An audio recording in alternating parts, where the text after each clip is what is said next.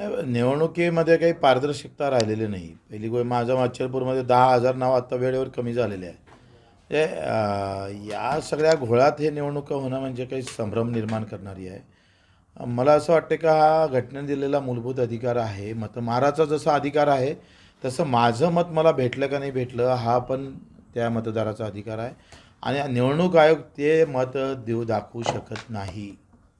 माझं निवडणूक आयोगाला चॅलेंज आहे का माझं मत मला भेटलं हे दाखवायची तुमच्याजवळ काय तरतूद आहे, काय सिस्टीम आहे तुमच्या या EVM मशीनमध्ये, ते दाखवली पाहिजे. आणि म्हणून आमची मागणी काय आहे, काँग्रेस आघाडीची मागणी जरी बॅलेटची असेल तरी मी EVMच म्हणणार आहे.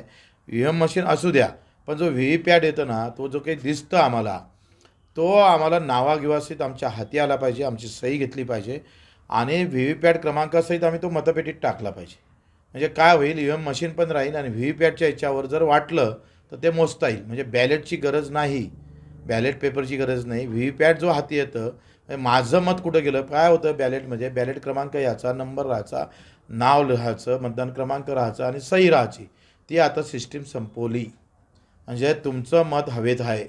तुमचं मत तुम्हाला भेटलं का नाही भेटलं ही सिस्टीमच कोलॅप्स करून टाकली आणि इथंच BJP जिंकलेली आहे. हे कटकारस्थान आहे. हे एक कटकारस्थान आहे. दुसरं, शहरातल्या निवडणुका पहिले घ्यायच्या, अर्धे अधिक शहरं हिंदू मुस्लिमच्या नावावर निवडून येणार, त्याच्यात पुन्हा BJPचा फायदा होईल आणि त्याचा परिणाम ग्रामीण भागावर होईल आणि तिथून पुन्हा एक विजयाचा वातावरण महाराष्ट्रात निर्माण कसं करता येईल, तर त्याचा एक व्यवस्थित मला वाटतं इथे गेम BJPनं व्यवस्थित केलेला दिसतं.